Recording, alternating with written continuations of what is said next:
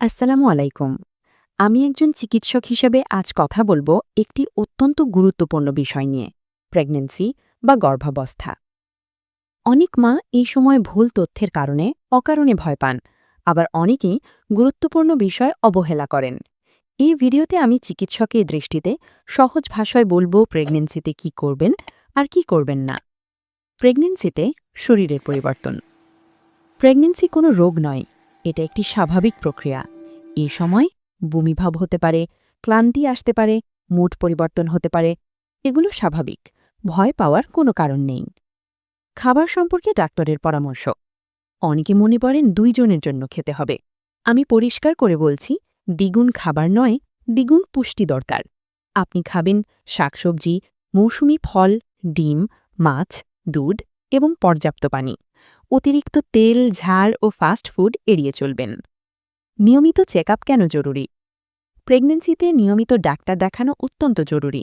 এর মাধ্যমে বেবির বৃদ্ধি ঠিক আছে কিনা, রক্তচাপ বা ডায়াবেটিস আছে কিনা সবকিছু আগেই জানা যায়। অনেক বড় সমস্যা আমরা আগেই প্রতিরোধ করতে পারি। ঘুম ও বিশ্রাম। গর্ভাবস্থায় পর্যাপ্ত বিশ্রাম খুব গুরুত্বপূর্ণ। দিনে অন্তত 7 থেকে 8 ঘন্টা ঘুমাবেন, সম্ভব হলে বাম কাতে ঘুমানো ভালো। ঘুম কম হলে রক্তচাপ বাড়তে পারে, শরীর দুর্বল হয়ে যায়। যেসব কাজ করবেন না। এখন আমি কিছু গুরুত্বপূর্ণ নিষেধাজ্ঞার কথা বলবো। ধূমপান ও অ্যালকোহল একেবারেই নিষিদ্ধ। নিজের ইচ্ছে মতো কোনো ওষুধ খাবেন না। ভারী কাজ বা ভারী জিনিস তোলা এড়িয়ে চলুন। এই বিষয়গুলো বেবির জন্য ঝুঁকিপূর্ণ। প্রেগন্যান্সিতে সেক্স, চিকিৎসকের ব্যাখ্যা। অনেকেই এই প্রশ্ন করেন। সাধারণভাবে বললে, যদি কোনো জটিলতা না থাকে, ডাক্তার নিষেধ না করেন, তাহলে প্রেগন্যান্সিতে সেক্স সাধারণত নিরাপদ। তবে রক্তপাত, ব্যাখ্যা বা ঝুঁকি থাকলে অবশ্যই এড়াতে হবে। বিপদের লক্ষণ। এখন আমি খুব গুরুত্বপূর্ণ কিছু লক্ষণের কথা বলবো।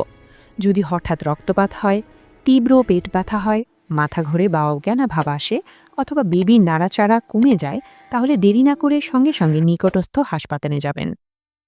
মানসিক স্বাস্থ্যের গুরুত্ব। মায়ের মানসিক শান্তি বেবির উপর সরাসরি প্রভাব ফেলে। অতিরিক্ত দুশ্চিন্তা, ভয় বা স্ট্রেস এড়িয়ে চলুন। পরিবারের সাপোর্ট নিন। প্রয়োজনে চিকিৎসকের সঙ্গে কথা বলুন।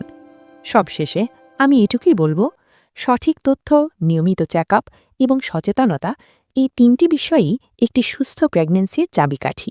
এই ভিডিওটি যদি উপকারে আসে, অনুগ্রহ করে অন্য একজন হবু মায়ের সঙ্গে শেয়ার করুন।